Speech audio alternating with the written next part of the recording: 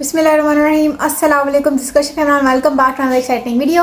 میں نے آپ کو لاسٹ ویڈیو میں کہا تھا کہ میں آپ کو بتاؤں گی کہ ہم لوگ کیوں اللہ تعالیٰ ہی کی عبادت کرتے ہیں. یہ ریلیجن رائٹ ہے, ایسا کیوں ہے؟ مطلب آپ مسلمان کیوں ہیں؟ میں نے دیکھا اس جنریشن میں آپ جتنے لوگوں کے پاس آپ پوچھا آپ مسلمان کیوں؟ ہمارے ماما بابا مسلمان تھے اس لیے. آپ مسلمان کیوں ہو؟ ہمارے دادا مسلمان تھے اس لیے. آپ مسلمان کیوں؟ ہم مسلم کنٹری میں پیدا ہوئے اس لیے.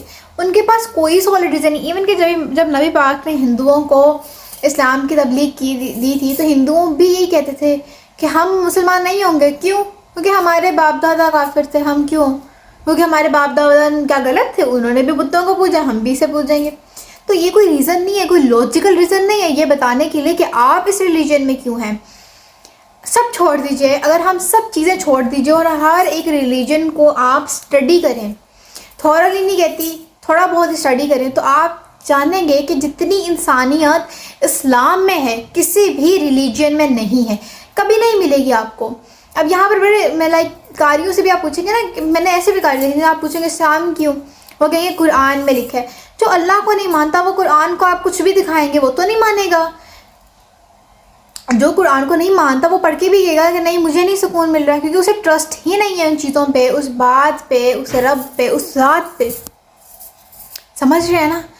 تو آپ کیا پروف دیں گے کہ اللہ تعالیٰ ہی صحیح ہے, اسلام ہی رائٹ ریلیجن ہے؟ اس کا سب سے بڑا پروف, سب سے بڑی بات یہ آتی ہے ہیومینٹی.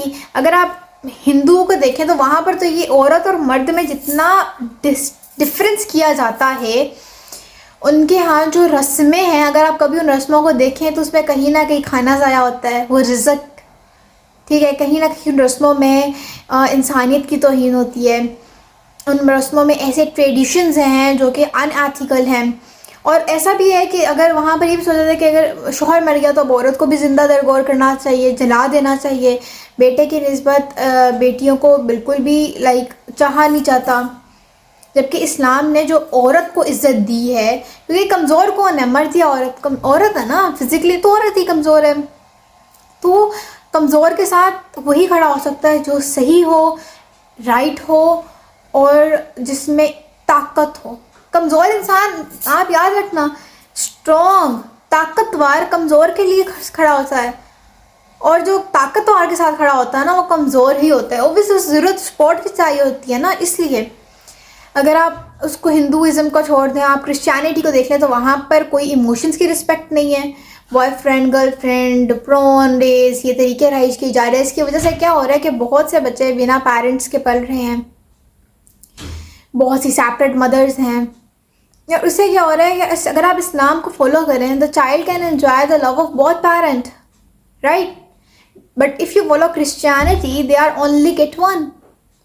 اسلام میں ایموشنز کی رسپیکٹ ہے, کرسچینٹی میں تو کوئی رسپیکٹ ہی نہیں ہے.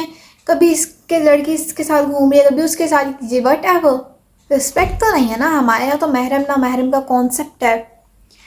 وومن کی ایک رسپیکٹ ہے. if she is taking hijab doesn't mean that she is hiding herself. she beautifies herself. یہ بیوٹی ہے جو ایڈ کی گئی ہے عورت میں, یہ نکالی نہیں گئی, ختم نہیں کی, یہ ایڈ اپ کی گئی ہے.